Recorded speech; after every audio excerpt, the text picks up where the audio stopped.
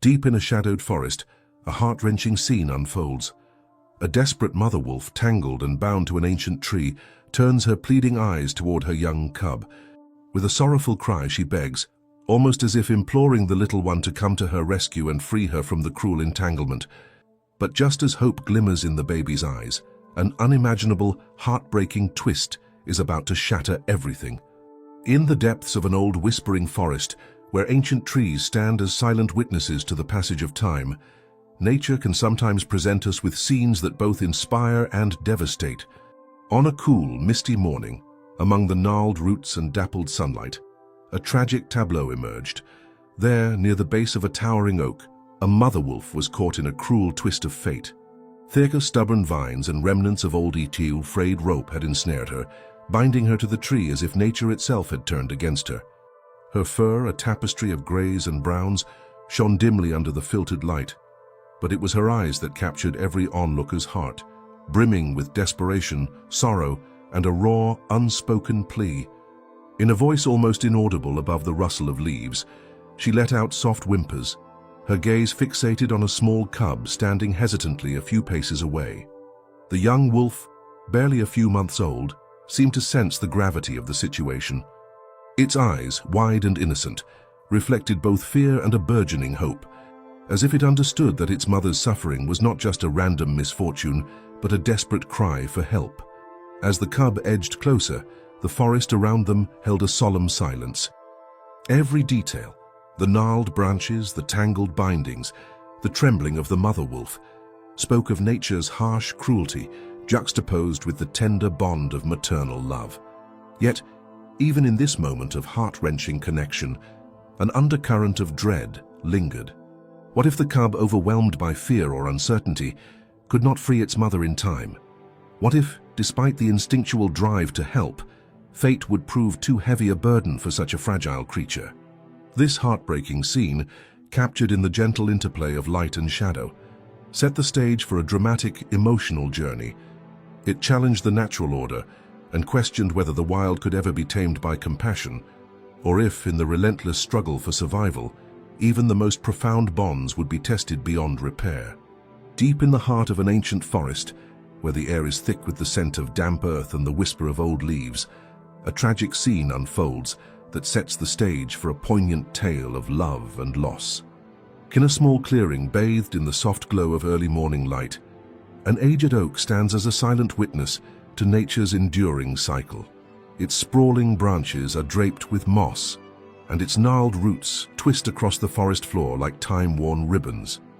Beneath its towering canopy, a heart-wrenching tableau has taken shape. There, ensnared by a cruel twist of fate, is a mother wolf. Thick, entangling vines and remnants of frayed rope have wrapped around her powerful yet weary body, binding her to the ancient tree. Her fur, a tapestry of grays and browns weathered by countless seasons, is matted and uneven, and her eyes, once full of fierce determination and maternal pride, now glisten with pain and desperation. Every muscle in her frame seems tense with effort, as she struggles to free herself from the oppressive hold of nature's own traps, now compounded by man-made bindings. The tree, indifferent and unmoved, offers no aid, but instead serves as the silent monument to her suffering. Not far from the trapped mother, a small wolf cub, barely a few months old and trembling with a mix of fear and confusion, watches the unfolding tragedy. The cub's fur is soft and untarnished by hardship, and its eyes, wide with both innocence and a dawning sense of responsibility, reflect the stark reality of its environment. In the quiet of that forest clearing, the cub's small frame quivers as it stands uncertainly at a short distance, its instinct urging it to help, but its inexperience leaving it frozen in fear. The scene is charged with a raw emotional energy, the desperate pleas of the mother, the vulnerable gaze of the cub, and the ancient, indifferent strength of the tree all converge in a moment that seems to suspend time. The forest itself plays a silent, omnipresent role in this unfolding drama. Birds, startled by the commotion, take flight in a sudden burst of wings, their calls echoing a mournful lament.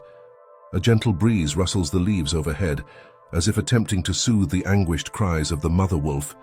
Sunlight, filtered through the thick canopy, casts long dappled shadows on the scene, highlighting the stark contrast between the beauty of the natural world and the brutality of the situation.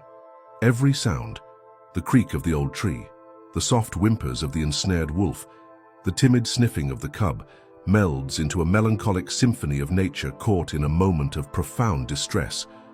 As minutes stretch into an agonizing eternity, the cub's internal conflict becomes ever more apparent. Driven by an instinctive need to protect and care for its mother, yet overwhelmed by the enormity of the task, the young wolf hesitates.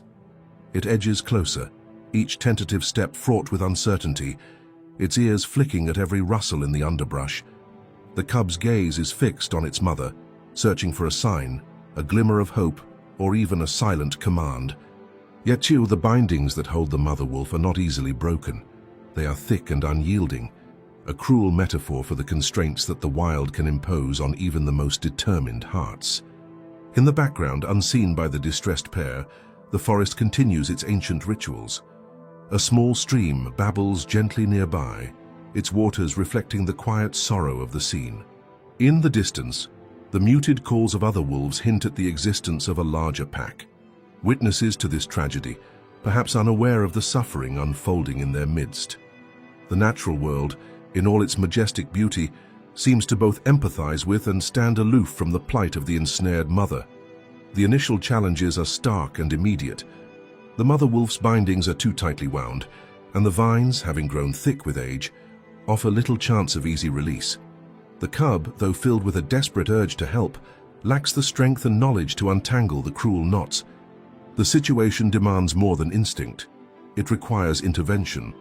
Yet the forest, governed by its own rules, provides no natural remedy. Instead, the scene lays bare the raw interplay of nature's fragility and resilience, and the delicate balance between care and survival. This poignant moment, set against the backdrop of an ancient forest, lays the foundation for a deeply emotional journey. It is a tale that challenges the limits of natural instinct, the responsibilities of kinship, and the enduring power of maternal love. As the early light grows stronger and the forest awakens around them, the trapped mother wolf and her hesitant cub stand as living symbols of the struggle for survival, a struggle where every moment is a test of will, every breath a testament to the hope that even the smallest act of compassion can kindle the possibility of freedom.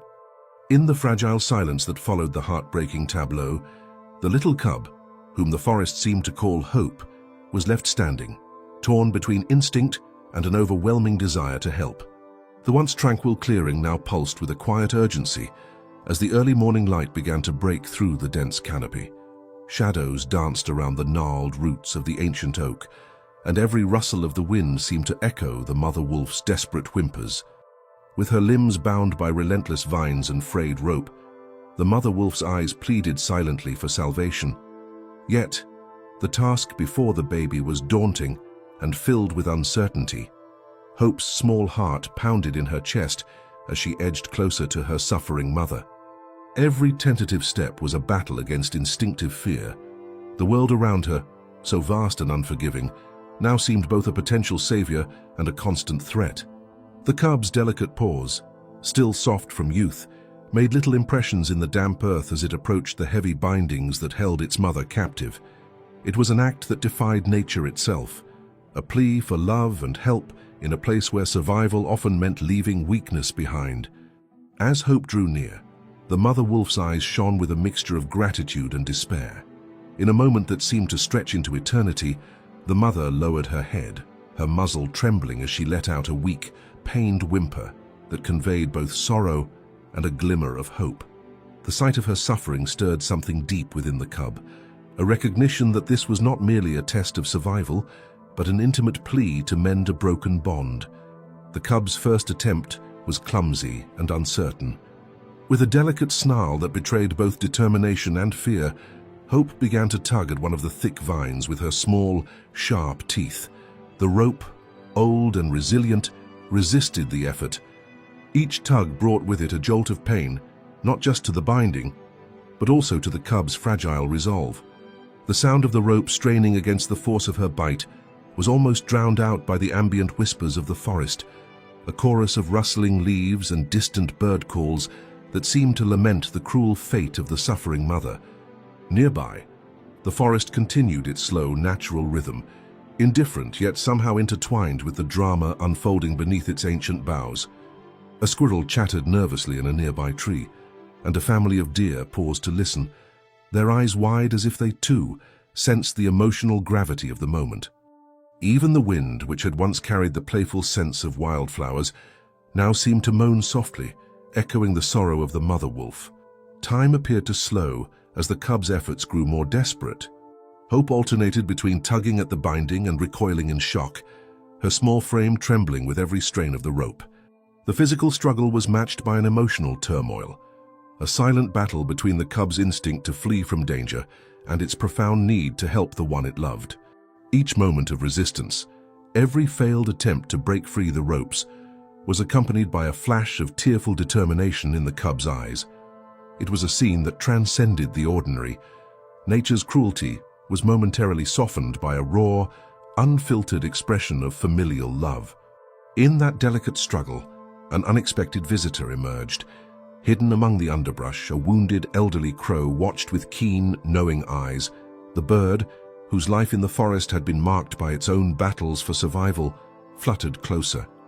In a moment that seemed almost orchestrated by fate, the crow landed on a low branch near the mother wolf, its head tilted as if observing the desperate scene below.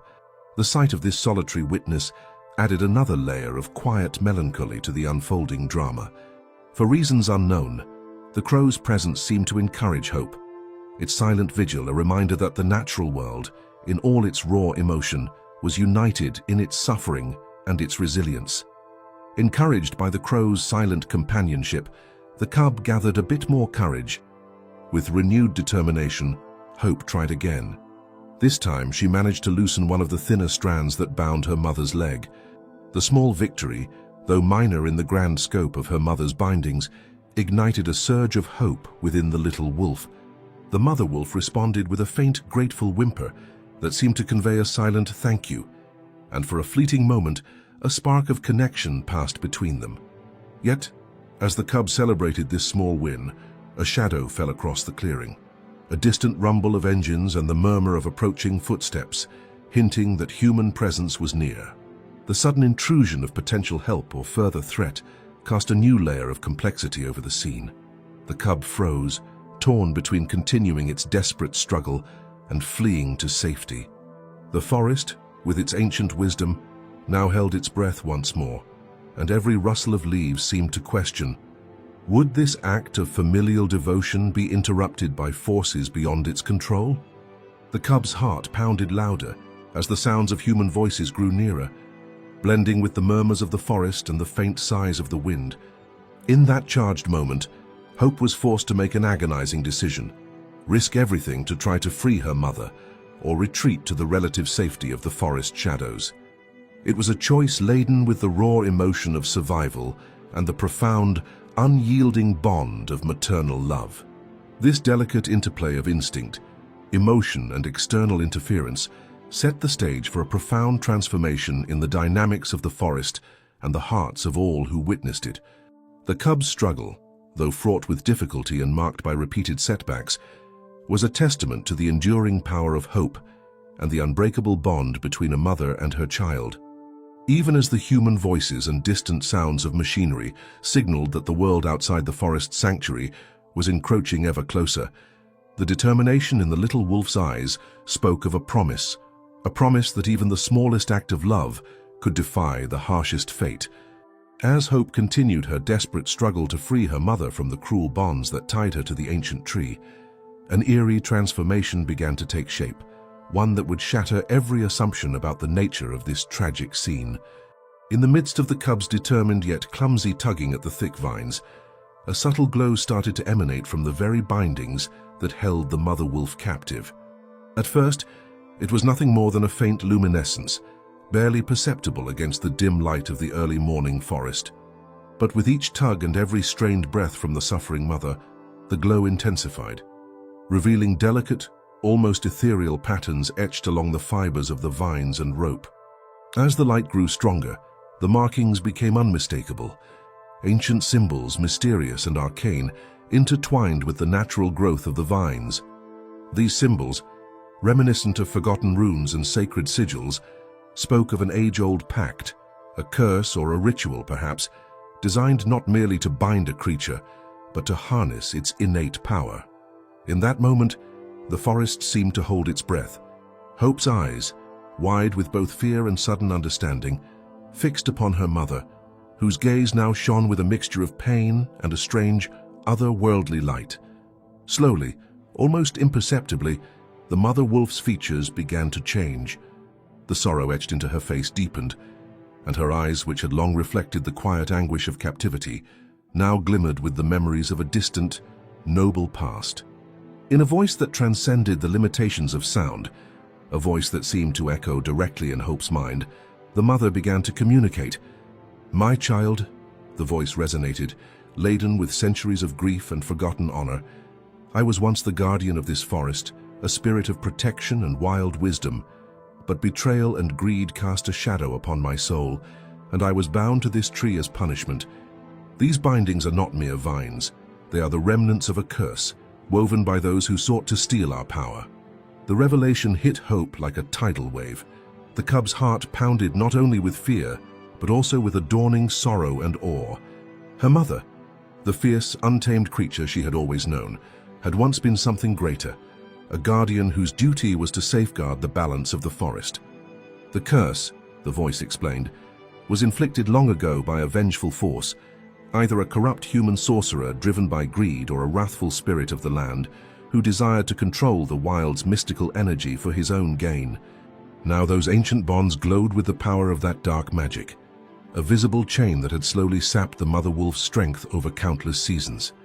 As the mystical light pulsed along the bindings, images and fragmented memories began to flash in Hope's mind. She saw visions of her mother running freely through the forest, her coat radiant and her eyes alight with purpose. She saw a time when the forest thrived under her protection, a time of harmonious balance between the wild and the human, when nature's secrets were respected and revered. But then came the betrayal, shadowy figures, cloaked in human greed, seizing the opportunity to harness the forest's magic. In a cruel twist of fate, they cast a curse that would tether the guardian to a single, unyielding tree, stripping her of her freedom and leaving her to suffer for generations. The revelation was a turning point that transformed the nature of the cub's struggle. No longer was Hope merely trying to free her mother from physical bindings. She was now burdened with the legacy of an ancient curse and the desperate need to restore what had been lost. The sorrow in her mother's eyes deepened into a silent plea, a message that reached out to Hope's very soul. "Break the curse, my child. Find the key that will release me, so that the balance of the forest may be restored." As these profound words echoed in the clearing, the forest itself seemed to respond. The light from the enchanted bindings flickered in rhythm with the rustle of leaves, as if the ancient trees were offering their own silent counsel. The atmosphere grew charged with an indescribable mixture of dread and hope, a promise that, even in the depths of suffering, redemption might be possible. For the human onlookers, hidden among the trees and capturing every moment on their cameras, the revelation was as shocking as it was moving. They had come to witness a disruption of the natural order, but now they found themselves privy to a secret legacy, a story of guardianship, betrayal, and the enduring power of nature's own justice. Whispers spread rapidly. The mother wolf was not just a victim of misfortune, but a once revered guardian cursed by human avarice. The courtroom of nature had been thrown into upheaval, and every person present felt the weight of centuries of suppressed truth. In that charged moment, as the mystical glow of the bindings bathed the clearing in ethereal light, Hope's resolve solidified. The little cub, now imbued with the understanding of her mother's tragic past and the magnitude of the curse that bound her, felt an overwhelming duty to act. She would need to embark on a quest, one fraught with peril and uncertainty, to find the key to break the curse and restore her mother's freedom. This revelation, heartbreaking and monumental, transformed the narrative. It was no longer just a desperate struggle for survival, but the beginning of an epic journey to reclaim a lost legacy and to restore balance to the forest. In the eerie, softened light of dawn, as the mystical glow from the enchanted bindings bathed the clearing, in an ethereal radiance. The reactions of those present, both in the animal kingdom and within the heart of the family, began to shift in unexpected ways. The revelation that the mother wolf was once a guardian of the forest, cursed by betrayal and bound to the ancient oak, struck a chord deep within the very core of her being. Her once desperate eyes now shimmered with a blend of sorrow and a faint, rekindled hope. A silent message meant for her little cub. Hope. For Hope, the tiny wolf pup who had long watched her mother struggle in vain against the unyielding vines, the revelation was a tumult of conflicting emotions. The shock of hearing her mother's ethereal voice, one that echoed memories of a noble past, was overwhelming. Initially, the cub's eyes widened with confusion. She had known her mother only as a creature of instinct and suffering. Now, faced with the truth that her mother had once been a proud guardian, Hope's heart trembled with both admiration and the crushing weight of responsibility. Her instinctive desire to help was now transformed into a deeper, more complex mission, to break the ancient curse and restore the freedom of the one she loved. In that fragile moment, as the supernatural light pulsed softly along the ancient bindings, Hope's small frame quivered. A wave of determination overtook her initial fear. The revelation that her mother was not merely a victim of cruel fate, but a fallen protector, ignited a spark within the cub, a call to honor a legacy that had been denied for too long. With a tentative yet resolute expression, Hope began to nudge at the bindings again, her jaws working with newfound purpose. Each tug was laden with a mix of hope and desperation, as if the cub's very will could somehow channel the lost power of her mother's past. Her eyes shone with silent tears, reflecting both the pain of witnessing such suffering and the fierce, unyielding love that spurred her to act. The mother wolf, bound and weary, responded to her cub's efforts with a profound mix of gratitude and regret. Her eyes, now deep wells of ancient sorrow, flickered with memories of the days when she roamed free and reigned as the forest's protector. In between ragged breaths, she conveyed her story, a tale of honor turned to despair, of a promise broken by the greed of those who sought to control nature's power. Though physically weakened by the curse, her spirit reached out tenderly to Hope, whispering in a language older than words, urging her to find the key to liberation. This silent exchange, of pain, regret, and an enduring maternal bond, filled the clearing with a weighty, almost sacred energy. Nearby, the natural world reacted in its own subtle ways. A solitary crow, its eyes reflecting a lifetime of silent observation, landed on a low branch of the ancient oak. Its presence, somber yet dignified, seemed to acknowledge the deep sorrow of the scene. The crow's soft call, barely audible, was like a gentle reminder that all living beings in the forest were interconnected in their struggles and triumphs. The rustling of leaves and the gentle sigh of the wind through the boughs of the oak added to the atmosphere, a quiet, natural chorus that mourned the loss of freedom and celebrated the undying hope that flickered in the eyes of a determined cub. At Emily's home, a place that had already become a refuge for rescued wildlife, the family was slowly coming to terms with the extraordinary events.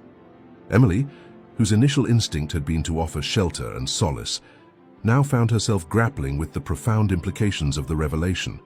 Late at night, in the quiet solitude of their living room, she reviewed the old photographs and letters from her family's past. The discovery of her grandmother's account of a similar rescue long ago, where a wild animal had been seen as a guardian of the land, sparked a quiet epiphany. Emily began to see the current tragedy not just as an isolated misfortune, but as a part of a long lineage of natural guardianship that was being lost to time and exploitation. In hushed conversations with her husband, she admitted, "I always believed we were simply caretakers, but now I see that our role is much deeper, a connection to an ancient legacy that we must preserve." Her husband, initially skeptical of the emotional pull of folklore, now found his heart softened by the palpable bond he observed between Hope and her suffering mother. Over dinner, as the family discussed the day's events with a mix of concern and wonder, he expressed a cautious optimism. "Perhaps this is a call for us to look at the wild with new eyes," he mused. "Maybe we're meant to be more than mere bystanders. We might be the key to restoring something sacred that has been forgotten." The children, too, felt the gravity of the situation. Their once simple curiosity about the wild had blossomed into a deep, empathetic understanding. In drawing sessions at school and quietly, reflective conversations at home, they shared their feelings about the mother's plight and the mysterious, magical glow that had appeared. Their innocent questions, "Why is Mommy hurting? And can we help her be free?" brought a human tenderness to the stark realities of the forest. As the day wore on and the mystical glow gradually faded, every member of the community was left to wrestle with the revelation. The scene at the oak tree, with its intertwining of ancient curse and raw maternal love, had irrevocably altered their understanding of the natural world. It was no longer enough to simply rescue a wild creature from physical peril. The true challenge lay in healing the deep, invisible wounds inflicted by time, greed, and forgotten promises. In that reflective silence, the forest seemed to whisper its own hope, a promise that even in the darkest hours, the spirit of the wild endures. And in that promise, hope's determined eyes shone brightly, a beacon of resolve that signified not only her desire to free her mother, but also the beginning of a quest to reclaim a lost legacy and restore the balance of the ancient woods.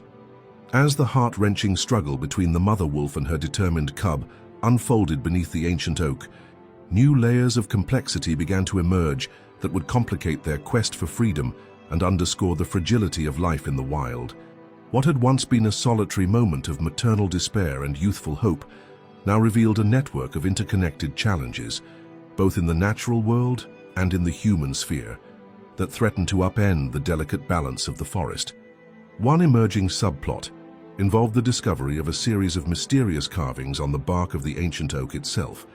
As local wildlife experts and historians examined the tree more closely, they found that its weathered surface was etched with symbols and runes that seemed to predate any known language. These archaic markings suggested that the tree was not just a silent witness to the mother wolf's suffering, but a relic of a time when the forest was believed to be imbued with mystical powers. Some local elders recalled legends of a sacred tree that once served as a conduit between the natural and spiritual realms, a tree whose blessings could protect and even heal the creatures of the wild. The presence of these symbols hinted at a deeper, almost fated connection between the mother wolf's plight and the ancient lore of the land, raising the question of whether her curse and her desperate entanglement was part of a larger cosmic balance that had been disturbed by modern encroachments. At the same time, local environmental groups began to mobilize. News of the tragic scene spread quickly through community forums and social media under hashtags like Sacred Wild and Forest Legacy. Activists argued that the incident was symptomatic of a broader environmental crisis, a direct result of decades of habitat destruction and the relentless pressure of industrial expansion. One activist, Yurds Carmen, organized a series of public meetings where she presented data linking recent deforestation and illegal logging activities to a rise in similar disturbances throughout the forest. When the balance of nature is disrupted, she asserted passionately, we see these tragedies not as isolated incidents, but as the inevitable backlash of a wounded ecosystem. Her arguments resonated with many in the community, adding urgency to calls for stricter environmental protections and a re-examination of local industrial policies. Simultaneously, the digital world began to echo the unfolding drama. Anonymous posts and viral videos flooded social media, many of which speculated about the curse that had supposedly befallen the once revered guardian of the forest. Online communities debated whether the bindings on the mother wolf were a natural consequence of her struggle or a manifestation of an ancient spell gone awry. One widely shared video, captured by a local hiker, showed the soft glow of the enchanted bindings flickering intermittently, an image that some interpreted as a sign that nature itself was trying to communicate a hidden message. These digital discussions connected the personal tragedy of the wolf family to larger themes of conservation and cultural heritage, drawing in voices from environmentalists, folklore enthusiasts, and even skeptics who questioned whether such mystical interpretations could have any basis in reality. Adding to the tension was the intervention of local authorities, who had been alerted by both concerned citizens and mounting digital evidence. A team of wildlife rescue experts and law enforcement officers arrived in the area, their presence introducing a new dynamic to the unfolding events. While their primary goal was to ensure that the mother wolf and her cub were safe, their arrival sparked heated debates about the appropriate level of human intervention in nature's affairs. Some argued that any rescue operation should be minimally invasive to preserve the natural order, while others insisted that urgent action was required to break the chains, both literal and metaphorical, that bound the guardian of the forest. This divergence of opinion among professionals further complicated the situation, as local officials found themselves caught between the need to act swiftly and the imperative to respect the ancient rhythms of the wild. Meanwhile, personal stakes in the story were growing ever more significant. Emily, who had previously opened her home as a refuge for rescued animals, felt a profound responsibility to honor the legacy of the forest. Late one night, as she pored over old family letters and photographs, Emily discovered a faded account from her grandmother describing a similar event, a wild animal, once considered a sacred guardian, that had been rescued under extraordinary circumstances. This revelation not only connected her family's past to the present crisis, but also deepened her conviction that their act of kindness was part of a long-forgotten tradition. With renewed determination, Emily began organizing community storytelling sessions, where residents were invited to share their personal encounters with nature and explore the possibility that the forest held secrets waiting to be rediscovered. In a parallel subplot, Jack, the hiker and documentarian who had captured every poignant moment, received a series of cryptic messages via email from someone signing off as the Guardian. These messages spoke in poetic terms about the forest's hidden legacy, urging him to seek out a legendary artifact said to be buried near the sacred oak, a key, perhaps, to breaking the curse that had shackled the mother wolf. The correspondence, laden with metaphor and mystery, began to draw Jack deeper into the investigation, blurring the lines between scientific inquiry and mythic quest.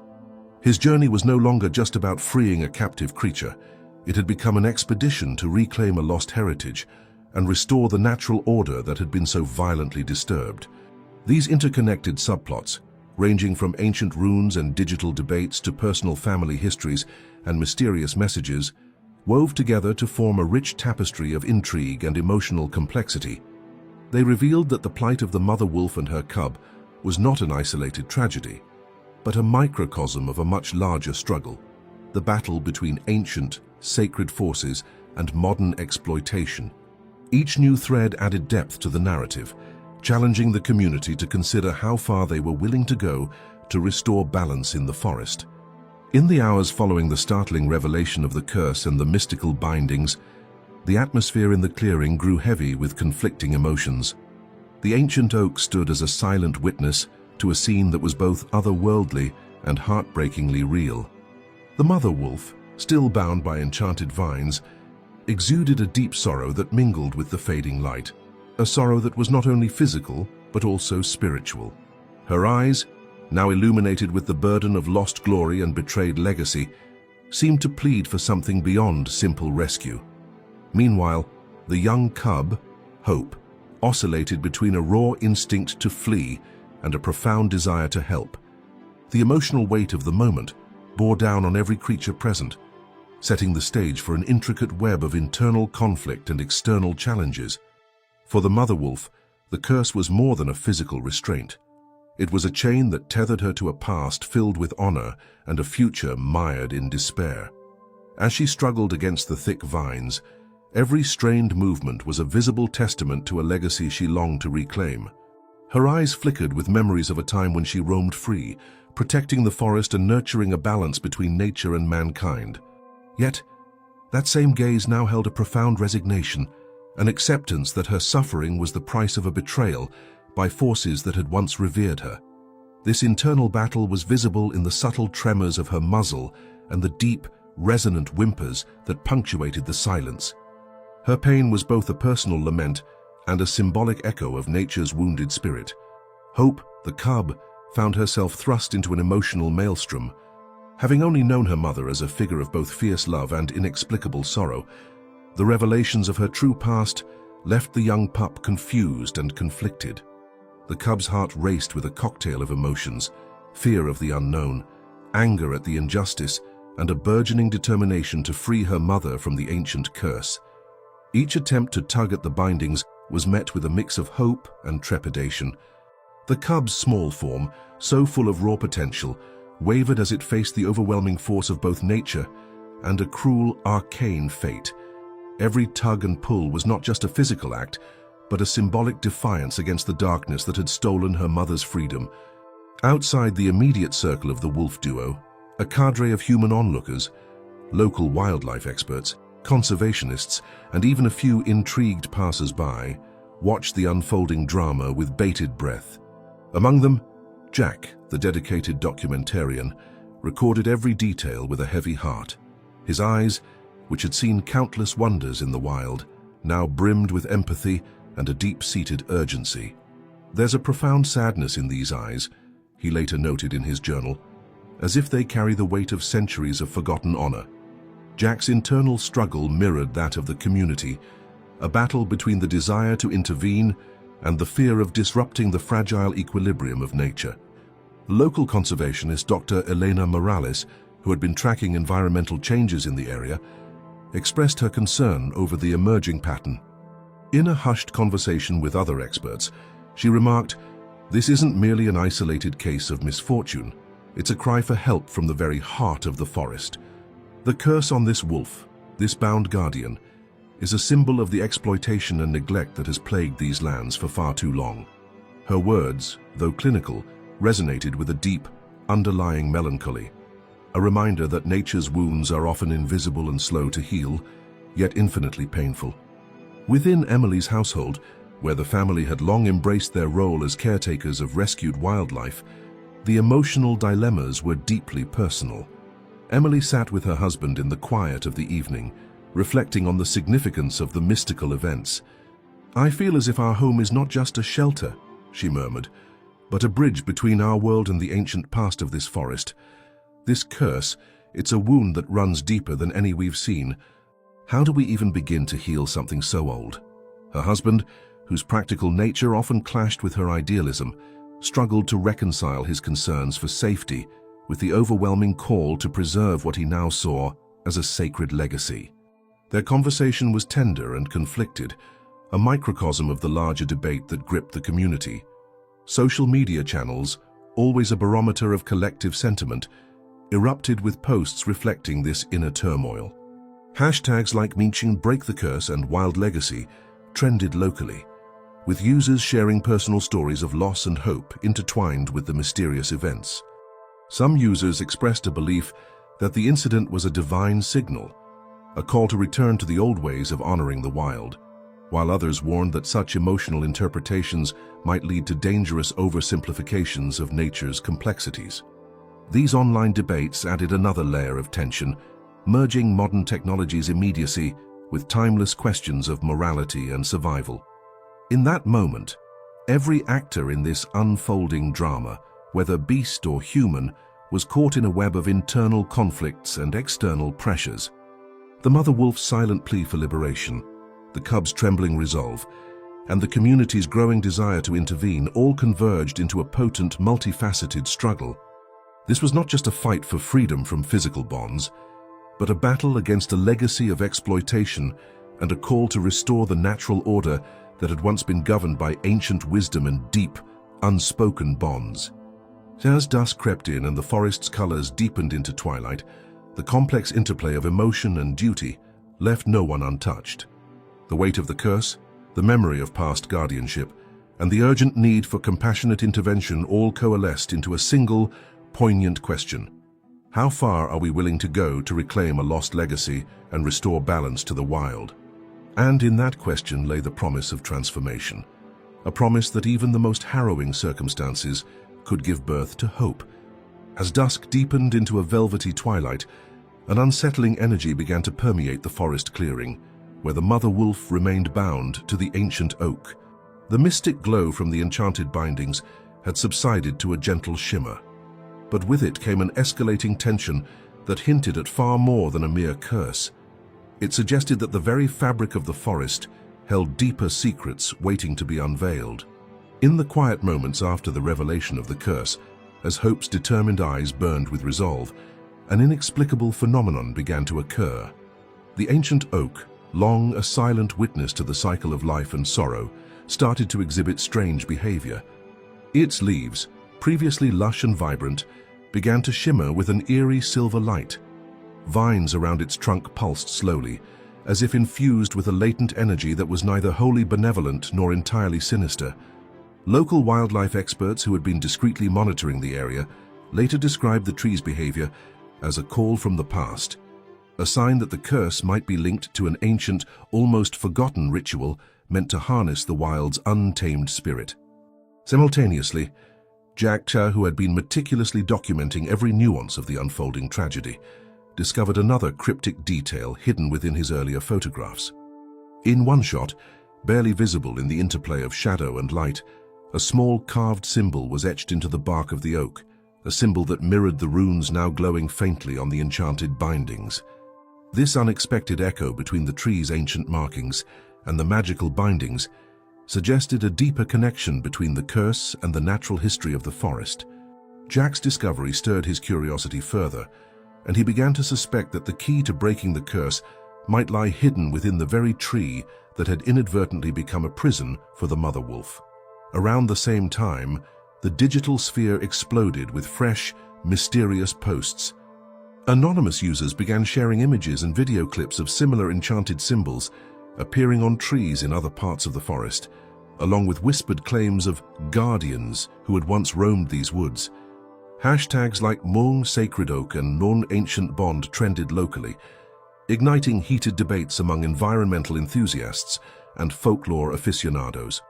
Some believed these signs were omens of an ancient magic, a protective force that had been disrupted by modern exploitation. Others argued that the symbols might be linked to clandestine rituals performed by secretive groups with a vested interest in controlling the natural world. This influx of digital evidence added a modern layer of intrigue to the age-old mystery, suggesting that the curse was not merely a natural misfortune, but part of a larger, orchestrated design.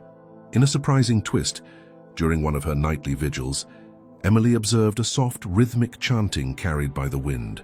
Drawn by the haunting melody, she followed the sound to a secluded glen where, under the pale light of the moon, a small group of figures clad in tattered robes appeared to be performing a ritual.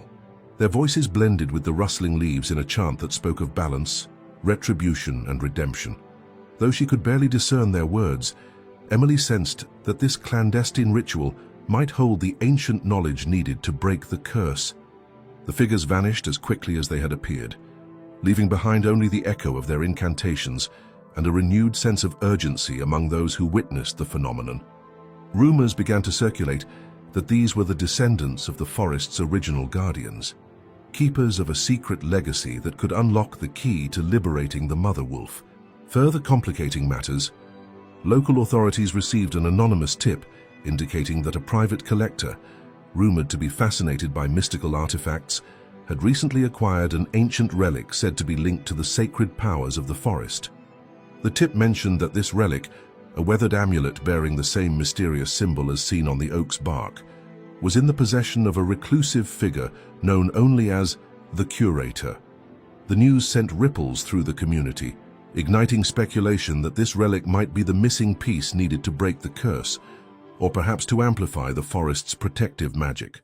The prospect of a hidden artifact added another dimension to the already convoluted narrative, a tantalizing clue that promised to bridge the gap between myth and reality.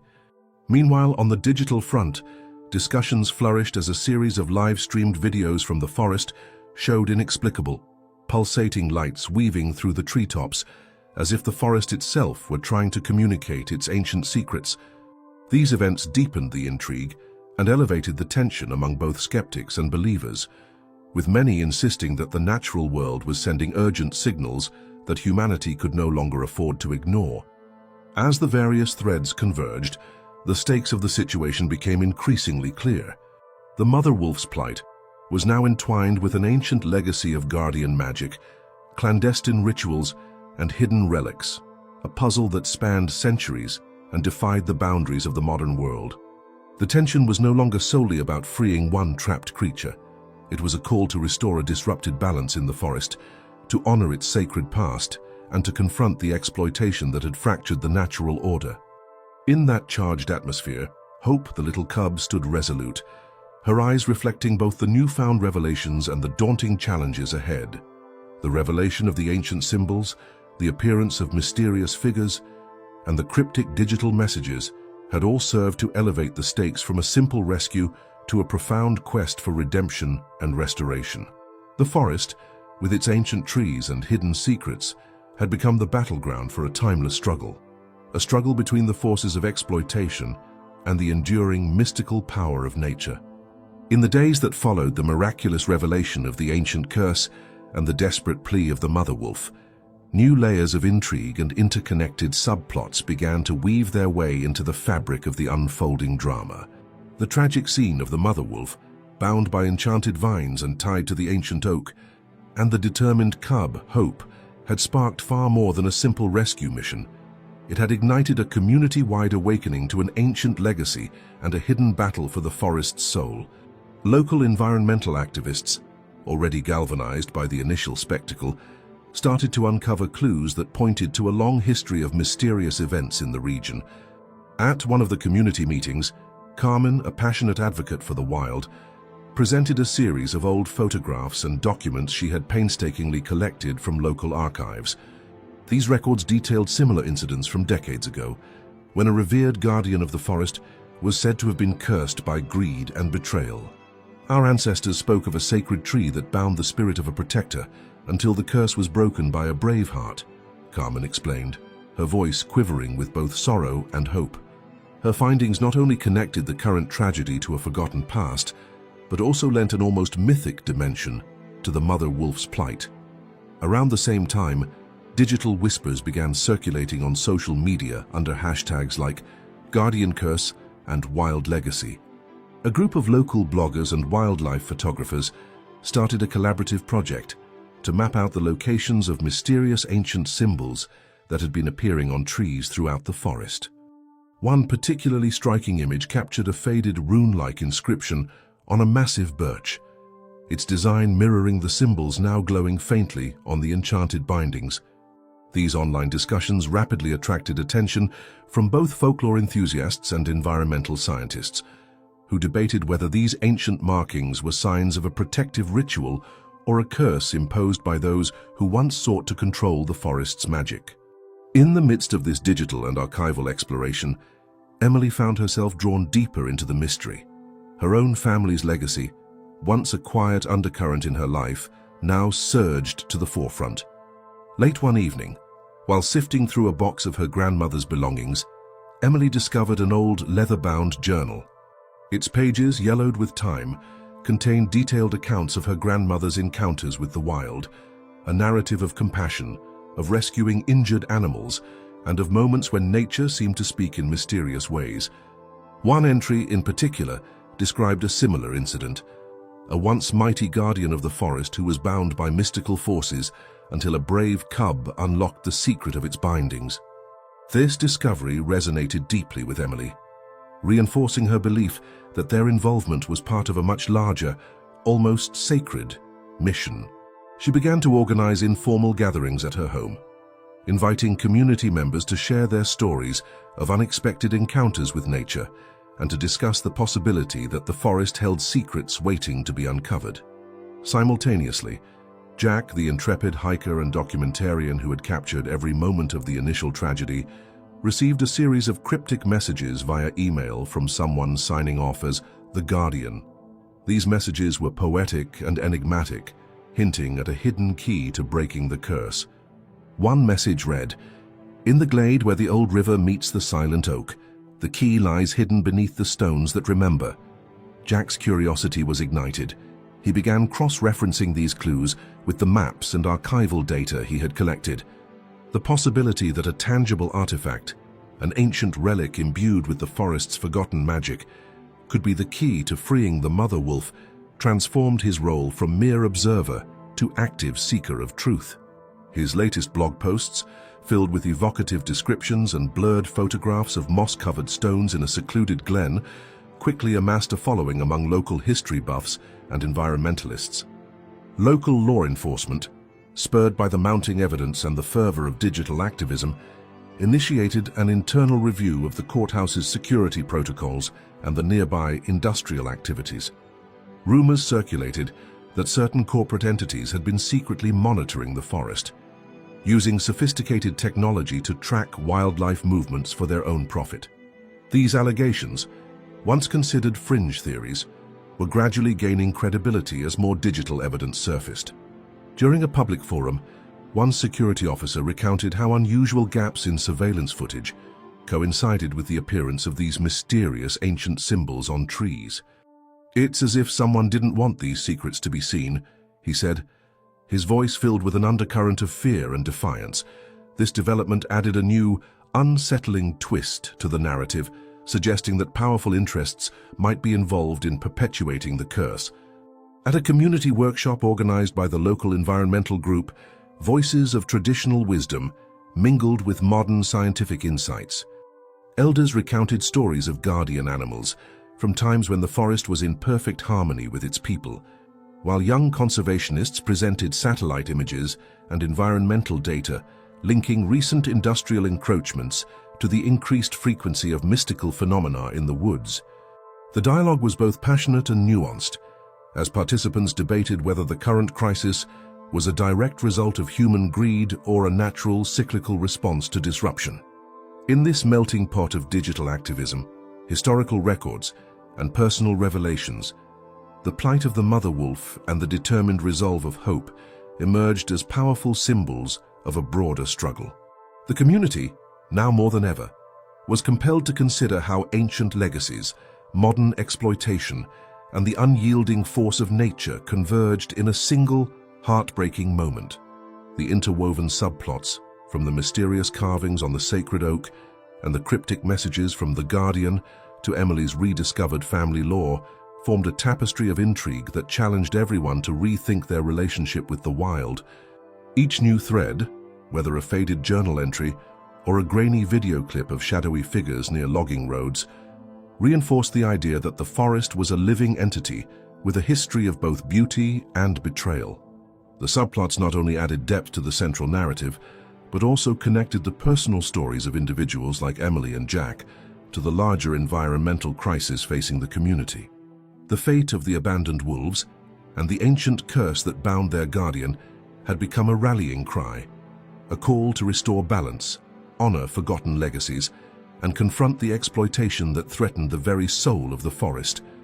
As the first light of dawn struggled to break through the heavy canopy, a palpable tension gripped the forest clearing where the mother wolf remained bound to the ancient oak.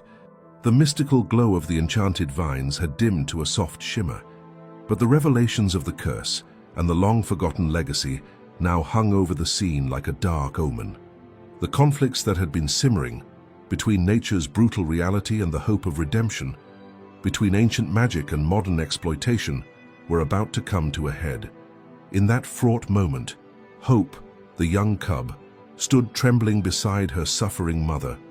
The weight of her newfound knowledge, of her mother's noble past as a guardian of the forest and of the curse that now held her captive, pressed down on her small heart. Every failed tug at the bindings, every tentative pull with her tiny teeth, resonated with the urgency of a promise yet unfulfilled. The forest seemed to hold its breath. Even the soft rustle of leaves was muted, as if nature itself was aware that the turning point had arrived. Around the clearing, subtle signs of change began to appear. The ancient oak's bark, previously marked by cryptic runes and symbols, started to pulse in rhythm with the fading light.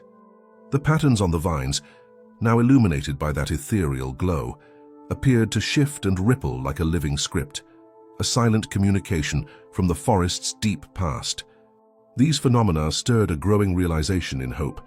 The curse was not a static, unchangeable force, but a dynamic wound in the fabric of the wild, one that might be healed if the right key could be found. At the same time, the voices of the human community, already stirred by the earlier digital outpourings and community meetings, began to crescendo into a unified call for action. Environmental activists, local historians, and even skeptical officials had gathered in hushed clusters near the edge of the forest, discussing the implications of the recent discoveries. A prominent local activist declared, "This is not just about one mother wolf's suffering.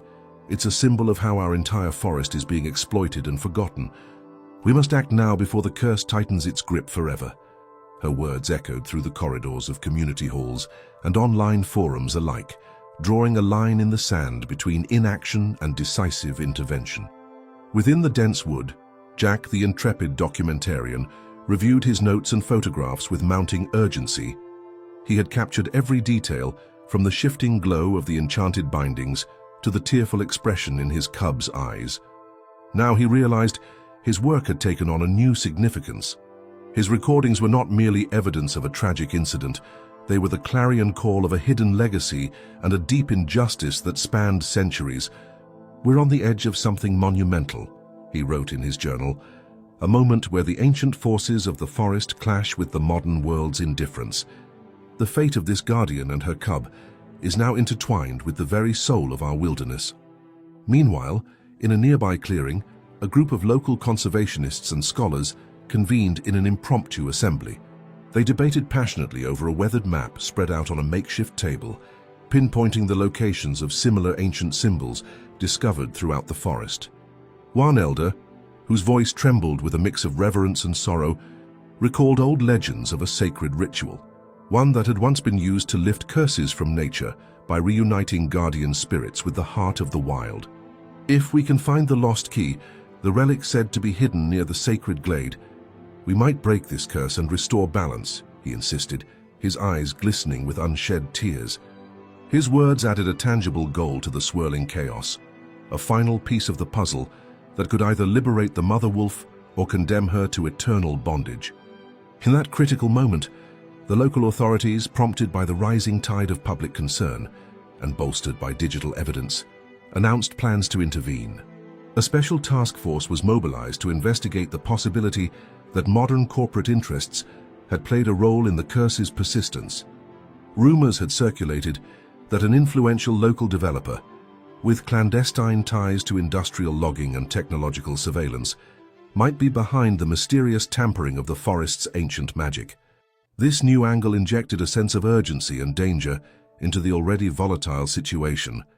The prospect that human greed was not only physically destroying the forest but also corrupting its spiritual essence galvanized the conservationists into action. Back at the heart of the clearing, as the morning advanced and the spectral light on the bindings pulsed with renewed intensity, Hope's resolve crystallized. The cub's eyes, once filled with innocent uncertainty, now burned with a fierce determination born of love and the desperate need to restore her mother's freedom. In that moment, the struggle transformed from an act of simple rescue into an epic quest, a quest to locate the ancient relic, break the curse, and reawaken the guardian spirit that had once protected the forest. The convergence of these disparate forces, the mystical revelations on the tree, the impassioned debates among the community, the mounting digital and physical evidence of exploitation, and the inner turmoil of a determined cub, reached a crescendo.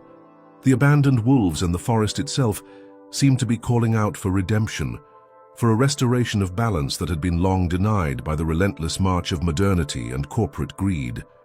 In that charged moment, every living soul present, from the tearful faces of the conservationists to the resolute expression in Hope's eyes, understood that the time for decisive action had come.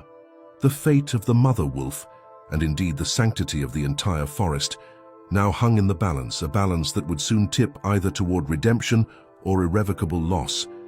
As the spectral light of the enchanted bindings pulsed with renewed intensity and the forest held its collective breath, the long-awaited moment of confrontation arrived.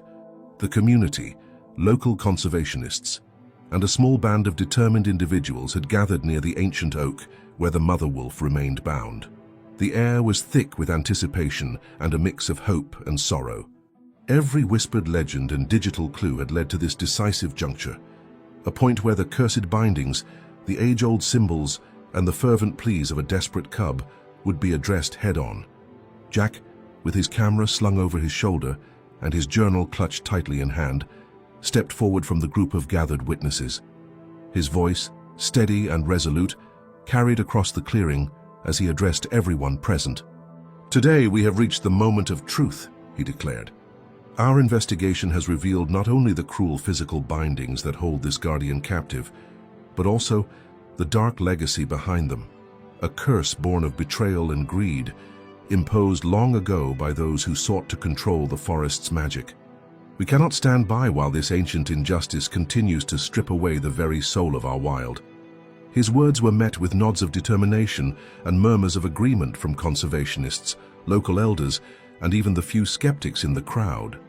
At that moment, Emily, whose home had become a sanctuary for rescued wildlife and whose heart had always been intertwined with the forest's fate, stepped forward. Her eyes, wet with tears and burning with resolve, scanned the gathered crowd before she spoke softly. "I have come to understand that our role is not just to provide shelter, but to be the stewards of this ancient legacy.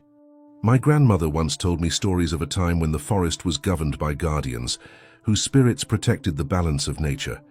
Today we have a chance to restore that balance, to break the curse that has bound this noble soul for too long." Her words, deeply personal and laced with ancestral memory, stirred a profound sense of urgency among those present. In response, a group of local environmental activists, led by Carmen, presented a proposal that had been developed over weeks of research and community discussion. Carmen detailed a plan to seek out the ancient relic, rumored to be hidden near the sacred glen, a relic that, according to local legend, held the key to breaking the curse. "If we can locate this relic," Carmen explained passionately, "we may be able to unravel the curse that binds our guardian of the forest. This is not a task for the faint of heart. It will require courage, unity, and the strength of our shared resolve." The proposal was met with a mixture of excitement and trepidation. Many understood that the relic could be the turning point needed to free the mother wolf, while others worried about the dangers of delving into long-forgotten mysteries. Simultaneously, local authorities, who had been monitoring the situation with growing concern due to recent reports of corporate encroachment and technological interference, announced that they would support the community's efforts with a specialized wildlife rescue team. This team, composed of experts in both animal behavior and environmental forensics, was tasked with carefully extracting the mother wolf from her bonds while preserving the ancient symbols that might hold the secret to the curse. "Our aim," one official stated in a measured tone, "is to restore the natural order without disturbing the sacred history that lies within these woods."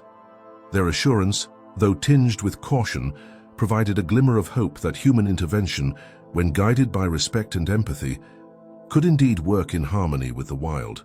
As preparations for the rescue and the relic hunting expedition gathered pace, the tension in the clearing became almost tangible. The mother wolf, despite her suffering, appeared to summon an inner strength, a regal dignity that belied her current state. Her eyes, reflecting both immense sorrow and a spark of hope, fixed on her little cub Hope, whose determined stance and trembling resolve promised that she would do everything in her power to break the curse. In that silent exchange, the true stakes of the moment were laid bare. This was a battle not only for freedom, but for the very soul of the forest. In a final, decisive moment, the community collectively pledged their support. A solemn ritual was held under the ancient oak, where elders recited blessings and ancestral prayers intended to invoke the protective spirits of the forest.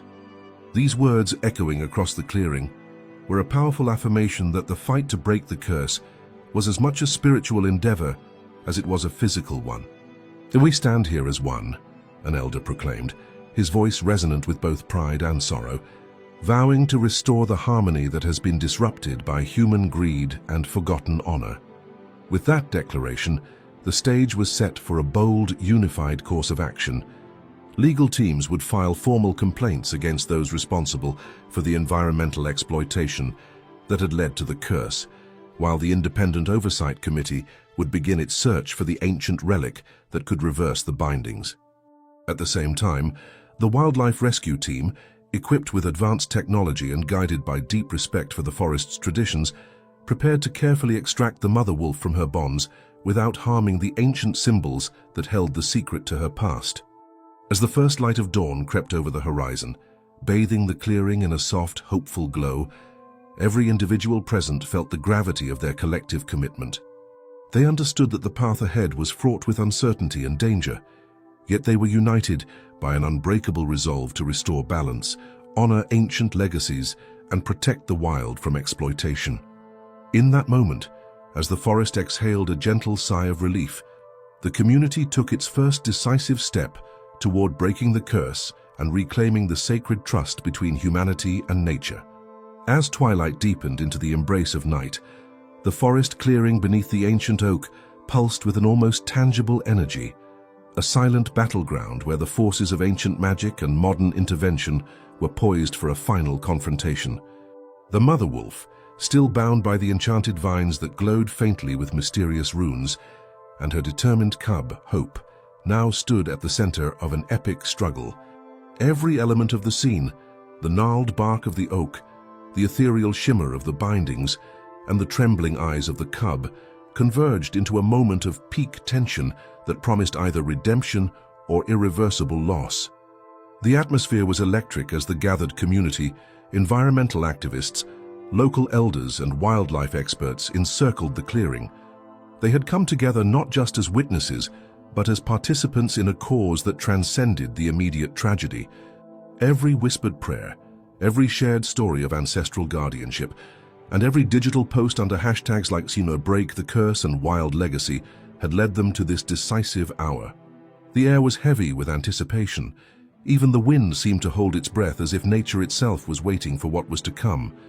Jack, standing near the boundary of the clearing, reviewed his notes one final time. His journal, filled with intimate details of the day's events, now brimmed with urgency. "We are standing at the threshold of a new era," he scribbled, his pen trembling with both excitement and dread.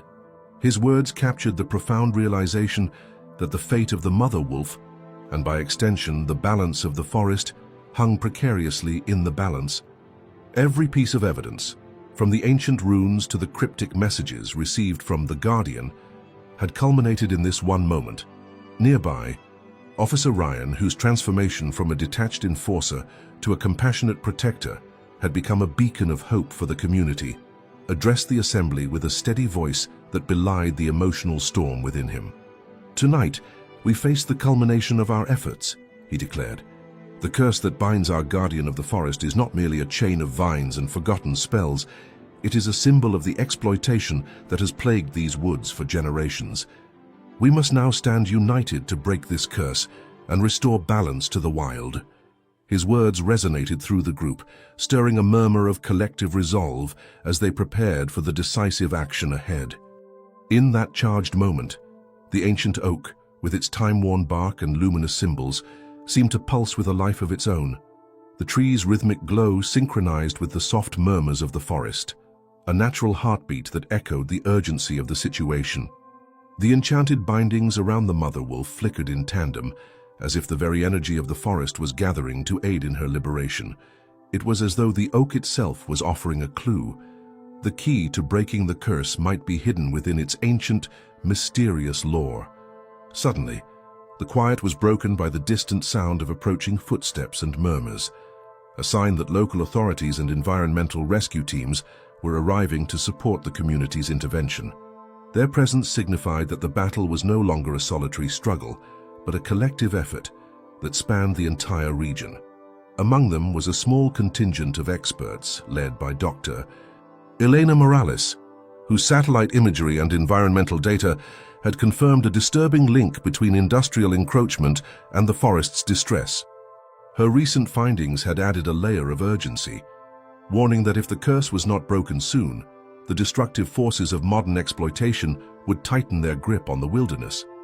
As the rescue team set up their equipment and began their careful preparations to extract the mother wolf without disturbing the ancient symbols, the community gathered in a tight circle around her. The energy in the clearing shifted as one of the local elders, a man known for his deep knowledge of indigenous lore, stepped forward. His weathered voice carried the weight of centuries as he intoned, "Our ancestors believed that in moments of great imbalance, the spirit of the wild reaches out to remind us of our sacred duty. This is that moment, a call for us to restore what has been lost and to honor the true guardianship of nature. His words, steeped in tradition and reverence, set the stage for what was to come. A final, unified effort to break the curse and reclaim the forest's lost harmony.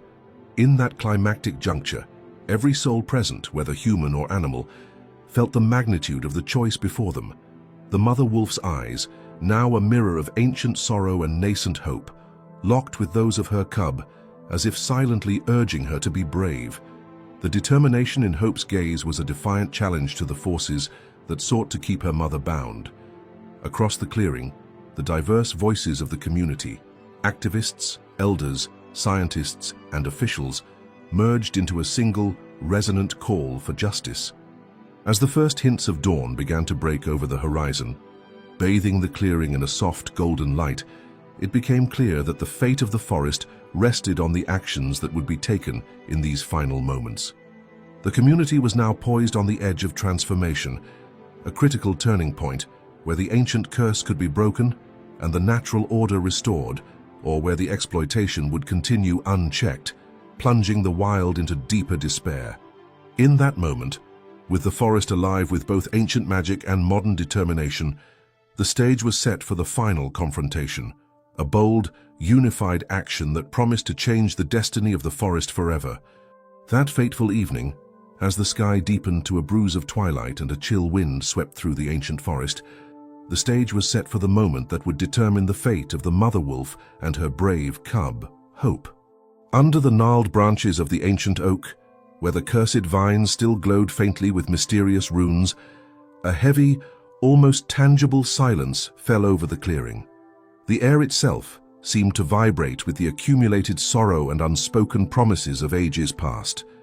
In the heart of that clearing, the mother wolf, bound by enchanted vines and tethered to the very tree that had become both her prison and her legacy, lifted her tear-stained eyes toward Hope. Her gaze, filled with both despair and an ember of hope, spoke silently. "Break the curse, my child.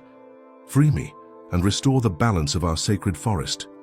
The plea in her eyes was a poignant echo of ancient sorrow, a call not only for physical liberation, but for the redemption of a legacy marred by betrayal and human greed. Hope, the small cub whose heart now thudded with a mix of terror, determination, and an emerging sense of duty, trembled as she looked back at her mother. Every fiber of her being ached to help, yet the task seemed insurmountable. The thick, frayed bindings that choked the guardian of the forest were not only a physical restraint, but also a symbol of the curse that had stolen her mother's freedom and dignity.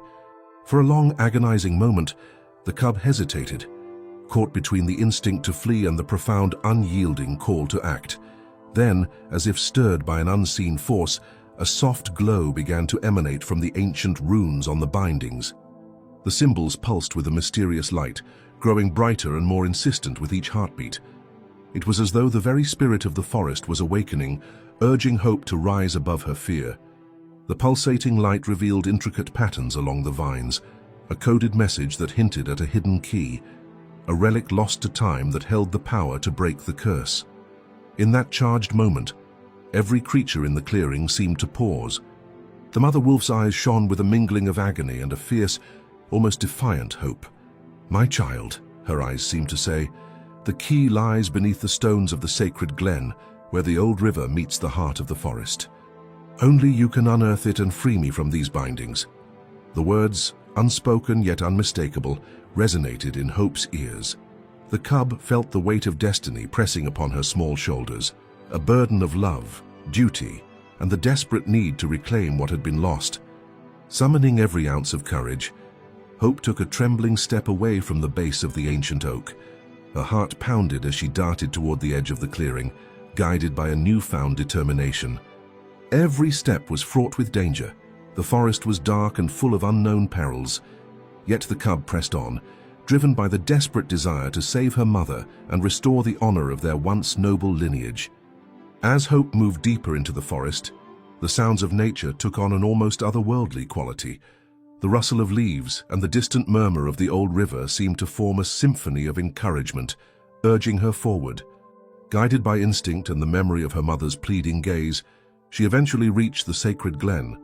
a secluded, moss-covered clearing where the air shimmered with an ancient energy. Here, beneath a cluster of weathered stones, Hope discovered a small, intricately carved amulet, half buried in the soft earth.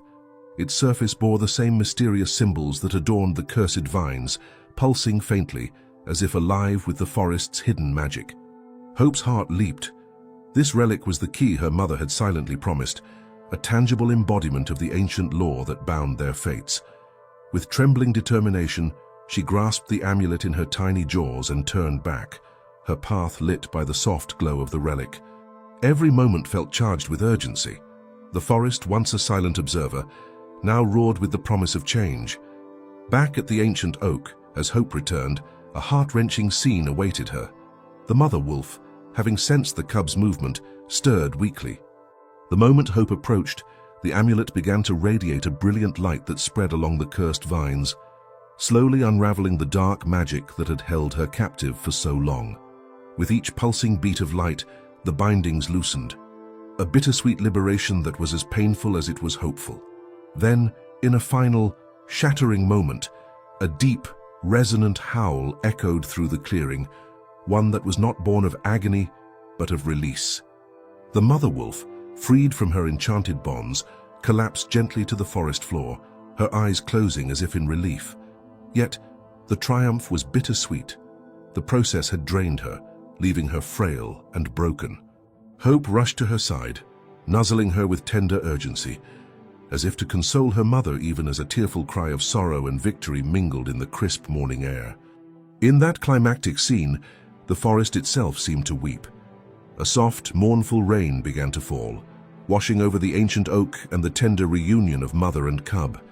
The profound sacrifice and the heavy cost of liberation were laid bare before all who witnessed it. The wild, in its infinite cruelty and compassion, had given one last heart-rending lesson, that even the deepest wounds of nature can be healed, but at a price that resonates through every living being. As the soft light of early morning filtered through the towering canopy of ancient trees, the forest seemed to exhale a long-held sigh of relief. The heartbreaking scene that had unfolded at the base of the old oak, a scene where a mother wolf, bound by cruel vines and remnants of forgotten ropes, had silently pleaded for liberation, and where her determined cub, Hope, had embarked on a perilous quest to break the curse, was now drawing to a close. In the quiet aftermath, the forest bore witness to both a sorrowful farewell and the tender promise of renewal. The final moments of the struggle had been etched into the hearts of every living creature present. As Hope returned with the ancient amulet clutched in her jaws, the enchanted relic began to radiate a brilliant, purifying light. The cursed bindings that had held the mother wolf captive shimmered and slowly began to unravel. Each pulse of that mystical glow signified a step toward liberation, a painful but necessary undoing of the dark magic that had stifled the Guardian's once mighty spirit. In a climactic instant that seemed to merge agony with hope, the mother wolf let out a deep, resonant howl that signified both release and mourning. Freed from her binds, she collapsed gently to the forest floor, her eyes closing in a moment of bittersweet peace as tears mixed with the falling rain. In that final tableau, the forest itself wept. The soft patter of rain washed over the ancient oak and the tender reunion of mother and cub, as if nature were blessing the reclamation of a lost legacy. The scene was a poignant reminder of the cost of redemption, of the sacrifices required to break the chains of past exploitation and to restore balance in the wild. Every creature in the clearing, from the silent, watchful crow perched on a nearby branch to the small deer timidly observing from the edge of the woods, seemed to participate in the shared grief and hope that filled the air. For Emily and her family, who had long seen their home as a sanctuary for rescued wildlife, the events of that day had reshaped their understanding of compassion and stewardship. What began as a desperate act of rescue had evolved into a profound journey, a mission to honor the ancient ties that bound humanity to the wild. In quiet moments after the ordeal, Emily reflected on her family's heritage, remembering stories passed down through generations of guardianship and connection with nature. The revelation that the mother wolf had once been a revered protector, cursed by betrayal and greed, imbued their mission with new meaning. It was no longer merely about saving one animal, it was about rekindling a sacred legacy, ensuring that the wild remained a place of wonder and balance. Local conservationists and community leaders rallied together, inspired by the miraculous yet heart-rending events. They vowed to launch initiatives aimed at preserving the forest's integrity, including stricter regulations against industrial encroachment and more comprehensive wildlife protection programs. The formation of an independent oversight committee, comprising environmental scientists, legal experts, community activists, and indigenous representatives, became a beacon of hope for the future. Their collective mandate was clear: to ensure that the exploitation and neglect that had once cursed the forest would never again be allowed to flourish. Meanwhile, Jack, the dedicated documentarian who had captured every tear and tremor of the unfolding drama, published his account in a widely read local magazine. His heartfelt narrative described not just the tragic struggle of a mother and her cub, but also the profound transformation of a community awakened to the urgent need to protect its natural heritage. "In the heart of the wild," he wrote, "we found that even in the midst of deep sorrow, there lies an indomitable spark of hope, a spark that, if nurtured, can restore the ancient balance between humanity and nature." As the legal and environmental battles commenced, the digital world buzzed with supportive messages. Hashtags like John Wild Legacy, Break the Curse, and Forest Guardian trended across social media, uniting citizens from all walks of life in a shared cause. People posted stories of their own encounters with nature's mysteries and called for action to protect the forest from further exploitation. This outpouring of digital solidarity not only amplified the voices of those directly involved, but also brought broader public attention to the importance of preserving the wild. In the days that followed, as recovery efforts began and the forest slowly healed from the scars of the curse, the legacy of that tragic yet transformative moment continued to inspire change. The mother wolf, though weakened by her ordeal, remained a symbol of resilience and the enduring power of maternal love.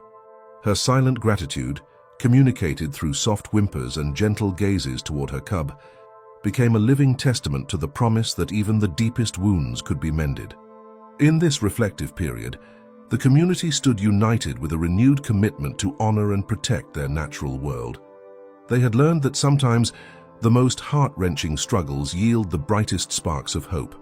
The wild was not an arena of unyielding cruelty alone.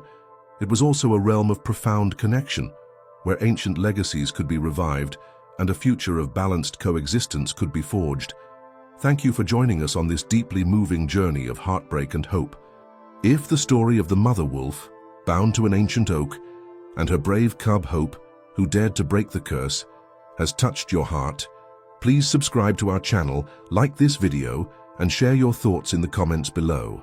Your support is vital in our fight to protect the natural world and preserve its ancient wisdom for generations to come. Stay tuned for more compelling stories that celebrate the unbreakable bond between humanity and the wild. And together, let's be the voice that safeguards our natural heritage.